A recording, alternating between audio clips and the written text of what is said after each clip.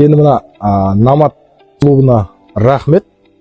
Жалпы аңшылардың атынан, саятшылардың атынан алғысымыз шексіз. Себебі бірнеше жылдан бері осы қазақтың дәстүрлі аңшылығын, қазақтың дәстүрлі атқа міну өнерін, жалпы жылқының жалында күн кешкен ертедегі бағзы заманды бүгінгі жаһандық дәуірмен астастырып жатқандығына шынайы алғыстан басқа айтарымыз жоқ.